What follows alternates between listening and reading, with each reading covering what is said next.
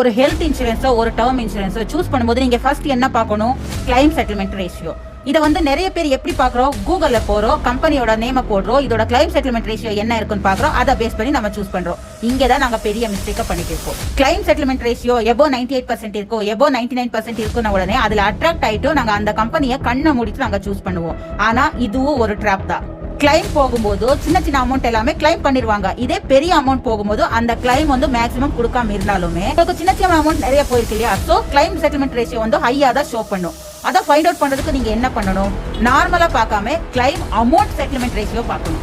அதாவது அமௌண்ட் எவ்வளவு செட்டில் ஆயிருக்கோ அதை நீங்க பார்க்கணும். நெக்ஸ்ட் வந்து ஆவரேஜா இருக்கிற கிளைம் சைஸ் எவ்வளவுன்னு தெரிஞ்சுக்கணும். இதே டேர்ம் இன்சூரன்ஸ்க்கு வந்தோம்னா மோர் தேன் 50 lakhs கவரேஜை வந்து எத்தனை கிளைம் கொடுத்துருக்காங்க அப்படிங்கறத தெரிஞ்சுக்கிட்டு இதெல்லாம் பேஸ் பண்ணி நீங்க சூஸ் பண்ணுங்க. இந்த பாயிண்ட்ஸ் எல்லாம் ப்ராப்பரா இருக்கிறா நமக்கு வந்து பெட்டரா கிளைம் செட்டில்மெண்ட் ரேஷியோ காட்டுறா கம்பெனிஸோட லிஸ்ட் நான் எடுத்து வச்சிருக்கேன். அதுல நீங்க எப்படி அப்ளை பண்ணலாம் அதோட டீடைல்ஸ் எல்லாமே உங்களுக்கு PDF ரெடி பண்ணிருக்கேன். கிளைம் அப்படின்னு கமெண்ட் பண்ணுங்க, உங்களுக்கு DM பண்ணிடுறேன்.